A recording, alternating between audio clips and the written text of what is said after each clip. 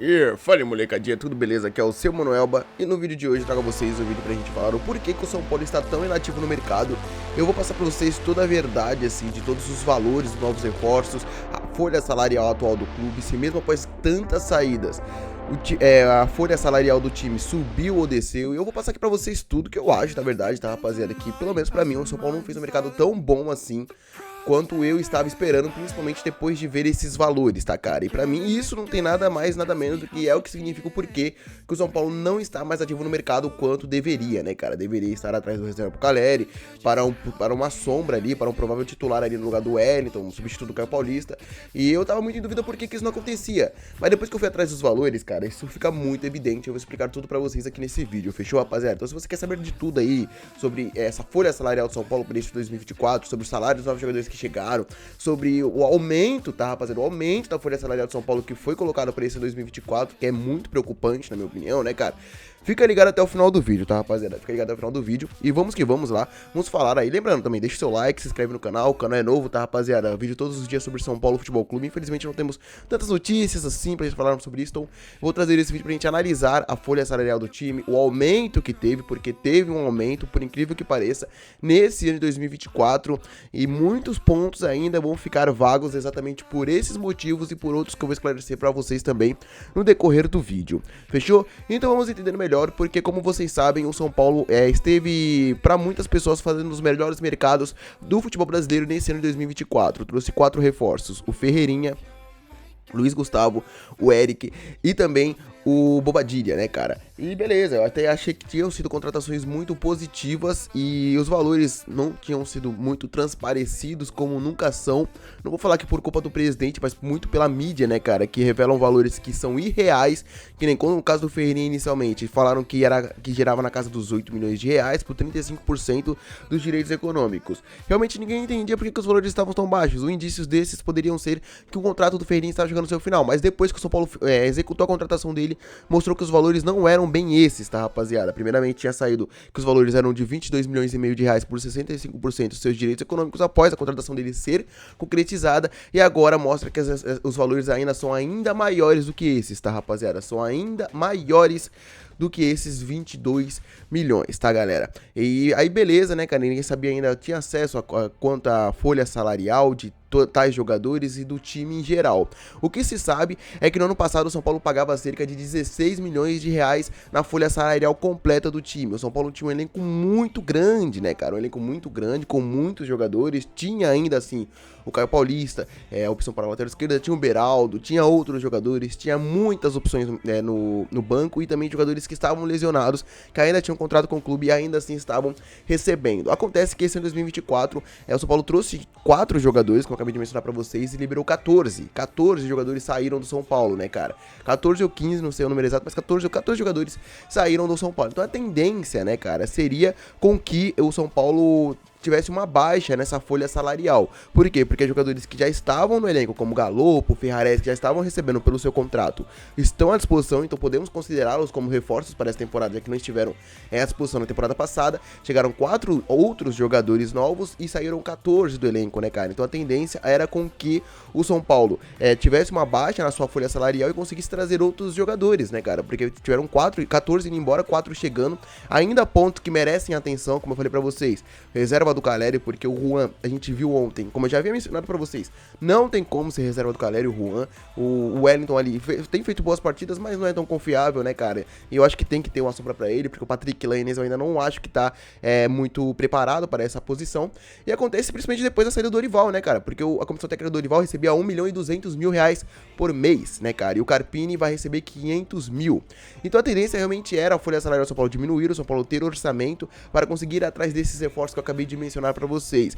O que estranhou muitas pessoas é que o São Paulo simplesmente está desativo do mercado, tá desatento, não está vendo nenhum nome, parece que já tá 100% satisfeito com o elenco que tem à disposição do Carpini e parece que desistiu de ir atrás de um reserva pro Caleri e desistiu de ir atrás de um lateral esquerdo para ir no lugar do Caio Paulista, porque a compra do Caio Paulista já estava certa, era 20 milhões de reais, o Caio Paulista acabou saindo, o São Paulo teve que ficar com o que já tinha e não foi atrás de outra ainda, né, cara?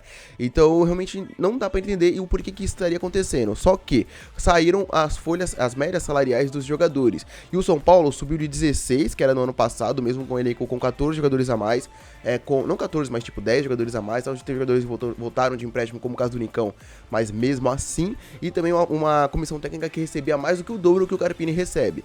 Subiu de 16 milhões para 17 milhões a folha salarial do São Paulo nesse 2024. Mas por que, Manuelba? Não tem justificativa para ter subido dessa forma. Como eu falei pra vocês também, o São Paulo foi o quarto ou terceiro time que mais gastou nessa janela de transferência. Trouxe 4 reforços, mas só 2 foram comprados. O Eric veio gratuitamente e o Luiz Gustavo veio em fim de contrato, estava ali no mercado. Ou seja, o São Paulo tecnicamente só teria pago por Bobadilla e também pelo Ferreirinha, né, cara? O São Paulo só teria arcado financeiramente com esses 2 reforços e foi a quarta equipe que mais gastou no mercado de transferência, gastou mais de 50, se eu não me engano, eu vi os valores em torno de 56 milhões de reais. São Paulo foi um dos únicos 6 times que gastaram mais de 50 milhões nessa janela e foi um dos que menos trouxe reforços se considerarmos que esse valor foi investido apenas 2 jogadores, Bobadilla e o Ferreirinha. Como eu falei pra vocês, o Bobadilla também era outro jogador que a mídia tinha trazido que o São Paulo pagaria cerca de 15 milhões por ele. Isso já mostra que já foi um pouco mais do que isso, né, cara? Já deve ter sido uns 20 e poucos milhões, né, cara? Que o São Paulo deve ter pagado no Bobadilla e ainda não entrou a campo, mesmo estando à disposição do Thiago Carpini. E aí já me deixa preocupado. E outro ponto também que me deixa preocupado são os salários dos jogadores, tá, rapaziada? Que isso também é um outro indicativo do porquê o São Paulo não tá indo atrás de reforços. A folha salarial do time subiu 1 milhão e a tendência é subir mais um pouco. Por quê? Porque o São Paulo foi revelado o salário dos jogadores que chegaram agora de transferência, desses 4. O Bobadilla receberá cerca de 500 mil mensais, ao lado do Eric, né, cara? Quase 500 mil ali mensais e tal. Então, cara, são salários altos, né, velho? São salários altos. São jogadores jovens e são salários altos. O Arboleda, como vocês sabem, vinha recebendo 400 mil até a temporada passada. E isso tem deixado o jogador indignado. E os jogadores que chegaram agora, o Ferreirinha e o Luiz Gustavo, vão receber cerca de 700 mil reais mensais, né, cara?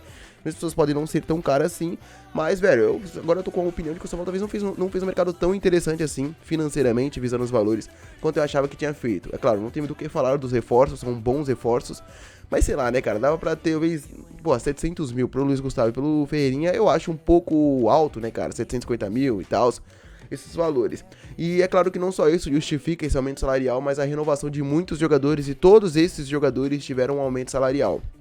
Eu me refiro ao Alisson, Luciano, Wellington Rato, Pablo Maia, que esses já tiveram sua renovação concretizada, e outros jogadores que já estão acertando sua renovação para também receber esse aumento salarial, ou seja, atualmente é 17 milhões, mas após essas 2 renovações serem concretizadas, de Diego Costa, que já tá acertando, porque o São Paulo tinha uma perspectiva de vender ele, de poder vender ele, porque tinha alguns interessados da Europa, só que não chegou nenhuma proposta.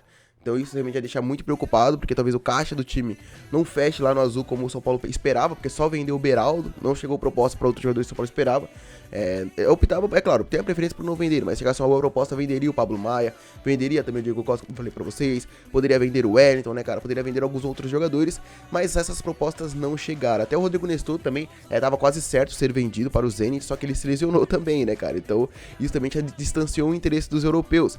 Então, ou seja, a renovação de Arboleda também, que deve receber uma boa de um aumento salarial, principalmente se essas luvas que estão na mídia aí, que ele tá pedindo de 5 milhões de euros, não acontecerem, né, cara, coisa que eu acho absurdo. É claro que eu acho que não é verdade, porque ele mesmo já desmentiu, mas eu espero muito que o São Paulo consiga renovar ele por os valores bons, né, cara, porque realmente o São Paulo tá com uma situação financeira nesse início de ano bem preocupante, na minha opinião, né, cara, porque houve o elenco foi enxugado, o São Paulo ainda precisa de peças, e a folha salarial do time mensalmente aumentou, mesmo com a saída do nosso técnico, que recebia 1 milhão e 200 mil, chegaram de outro técnico mais em conta, né, cara? O São Paulo continua pagando mais do que pagava no ano passado, né, cara? Continua pagando mais do que pagava no ano passado. Lembrando, podem falar, mas agora tem Galopo, mas agora tem Ferrares, mas os jogadores já tinham ano passado, a única diferença é que eles estavam machucados.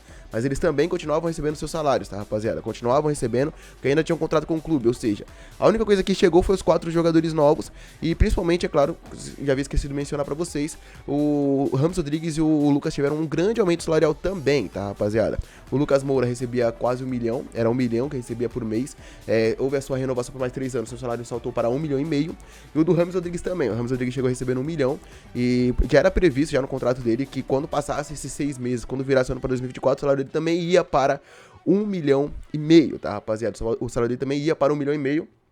Então, cara, isso pra mim também é bem preocupante, né, cara? O São Paulo tem que dar uma atenção grande nisso, porque, velho, eu acho que ainda tem que trazer reforços. Eu não acho que os jogadores que estão lá, a gente viu ontem, exemplo, né, cara, que os jogadores que estão lá talvez não sejam suficientes, porque é um elenco grande, mas sei lá, né, cara, velho. Eu acho que tem que ter um elenco de qualidade, e eu acho que com o que o São Paulo tá gastando, né, velho, como que o São Paulo tá gastando, principalmente de salário, dessas chegadas, esses novos reforços, o aumento salarial que deu para todos eles na renovação, acho que o São Paulo poderia racionar um pouco melhor esse dinheiro e conseguir trazer essas duas peças que pra mim são o que está faltando por São Paulo conseguir ter um elenco para conseguir brigar e não passar apuros em algum momento da temporada, caso alguém se lesione. Imagina se o Caleri se lesiona de novo, né, cara? A gente tem que ficar com o Juan como titular, imagine só, né, cara? Ou o Wellington se lesiona, a gente tem que ficar com o Patrick, realmente não tem como. O São Paulo tem que resolver essa situação.